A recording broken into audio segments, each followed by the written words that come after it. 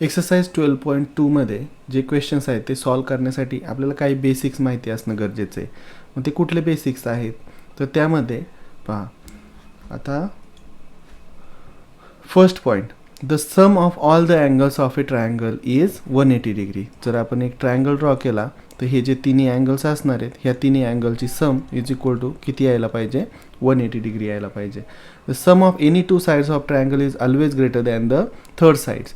जर समजा इथं आपण साईड्स लिहिल्या 3 सेंटीमीटर, 4 सेंटीमीटर आणि 5 सेंटीमीटर, जर ह्या दोन साईड्सची सम केली तर ती थर्ड साईडपेक्षा जास्त असली पाहिजे. जसं की 3 + 4 किती आलं, 3 + 4 7. दिस इज ग्रेटर दॅन 5. ओके, आता ह्या दोघांची सम करूयात. 4 + 5, 4 + 5 किती येत आहे, 9. The which is greater than third side that is 3. आणि आता ह्या दोघांची सम 5 + 3 इज इक्वल टू 8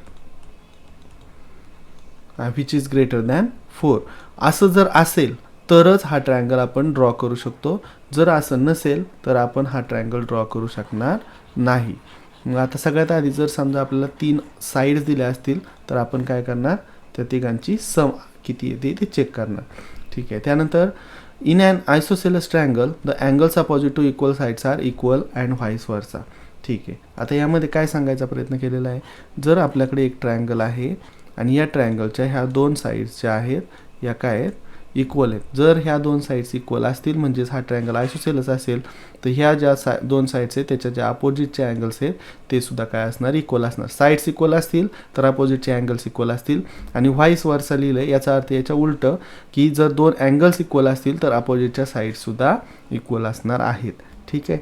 त्यानंतर in any right angle triangle the square of the length of the hypotenuse is equal to the sum of the squares of the lengths of the other two side. जास्त काही नाही आहे. Right angle ट्रायंगलमध्ये Pythagoras theorem आपण जो apply करतो तो Pythagoras theorem इथं दिलेला आहे. पायथागोरस थिअरममध्ये म्हणजे काय, जर समजा दोन साईड दिल्या असतील आणि एक जर राईट अँगल दिला असेल तर आपण तिसरी साईड दिली नसेल तरी सुद्धा त्या काढून ती कॅल्क्युलेट करू शकतो. ठीक आहे. त्यानंतर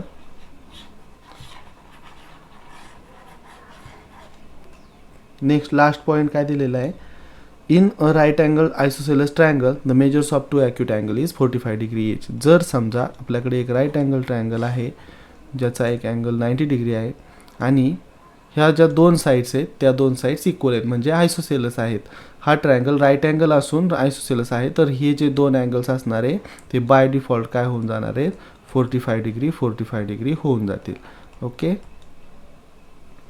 हे तीन जर रूल्स आपल्याला माहीत असतील तर आपण हे एक्झाम्पल्स आरामात सॉल्व करू शकतो.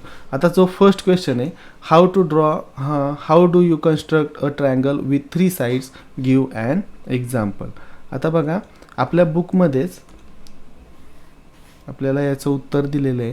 3 साइड्स जर दिल्या असतील, 3 साइड्स जर गिवन असतील तर आपण ट्रायंगल कसा कन्स्ट्रक्ट करणार. See, constructing a triangle when the lengths of its 3 sides are known, that is yes triple S criterion.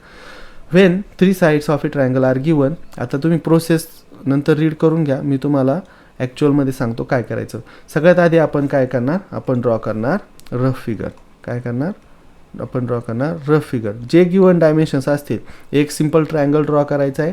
कुठल्याही शेपचा कुठल्याही साईजचा ट्रायंगल चालेल, फक्त स्केल यूज करायची आपण रफ डायग्राम ड्रॉ करताना सुद्धा. जे नाव दिलेलं असेल तर ठीक, नसेल दिलेलं तर आपण ABC PQR काही देऊ शकतो. त्यामध्ये साईड्स ज्या दिलेल्या असतील त्या साईड्सची लेंथ लिहून घ्यायची आहे. जर अँगल्स दिले असतील तर अँगल्स लिहून घ्यायचे. ते जेवढं गिवन दिलेलं आहे क्वेश्चनमध्ये तेवढं सगळं फिगरमध्ये आपल्याला लिहून घ्यायचं आहे. फिगर ड्रॉ झाल्यानंतर आता आपल्याकडे काय दिलेलं आहे, 3 साईड्स दिलेल्या आहेत तर आपण काय केलं, 3 साईड्स लिहून घेतल्या आणि ट्रायंगल ABC नाव त्यांनी गिवन दिलेलं आहे म्हणून आपण ABC दिलं. जर गिवन नसेल तर कुठलंही नाव देऊ शकता. नेक्स्ट पॉईंट काय करणार, आपल्याला फेअर फिगर ड्रॉ करायची. फेअर फिगर ड्रॉ करण्यासाठी सगळ्यात आधी आपण काय करणार, बेस ड्रॉ करणार. तर जनरली आपण काय करत असतो, सगळ्यात मोठी साईड ही बेस म्हणून कन्सिडर करत असतो, पण जरी तशी नाही घेतली तरी सुद्धा काही हरकत नाही. ठीक आहे. आता इथं बेस म्हणून 6 सेंटीमीटर आपल्याकडे साईड आलेली आहे तर आपण काय करणार, एक लाईन सेगमेंट ड्रॉ करणार ज्याची लेंथ 6 सेंटीमीटर असेल आणि लाईन ड्रॉ केल्या केल्या लगेच नाव देऊन घ्यायचे. आपण कोणती लाईन ड्रॉ केलेली आहे, कोणती साईड ड्रॉ केलेली आहे, बी सी. तर आपण बी आणि सी दोन्ही नावं देऊन घेतलेली आहे. आता काय करायचं आहे, 5 सेंटीमीटर आणि 7 सेंटीमीटर आपल्याकडे डिस्टन्स दिलेलं आहे. तर आपण काय करणार, हे जे बी सी पॉईंट आहेत, या बी पॉईंटपासून किती डिस्टन्सवरती आहे, ए 5 सेंटीमीटर. मग आपण कंपास घेणार, कंपासमध्ये 5 सेंटीमीटर डिस्टन्स घेणार आणि इथं एक आर्क ड्रॉ करणार. आता सी पॉईंटपासून ए पॉईंट किती डिस्टन्सवरती आहे, 7 सेंटीमीटर. तर आपण काय करणार, सी पॉईंटवरून इकडे 7 सेंटीमीटरचा एक आर्क ड्रॉ करणार आणि हे दोन आर्क जिथे इंटरसेक्ट होतील त्या पॉईंटला आपण नाव देणार ए, जो आपला इथे ए असणार आहे. आणि हे जे ए आणि बी आणि ए आणि सी आहेत, हे पॉईंट्स जॉईन केल्यानंतर आपल्याला जो आपला ट्रायंगल दिलेला आहे, विचारलेला आहे, तो ट्रायंगल पूर्णपणे कन्स्ट्रक्ट होईल. ठीक आहे.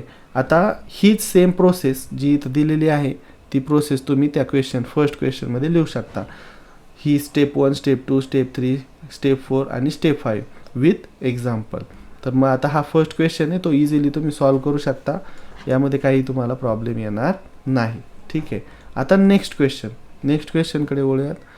नेक्स्ट क्वेश्चन आपण पुढच्या व्हिडिओमध्ये पाहूयात.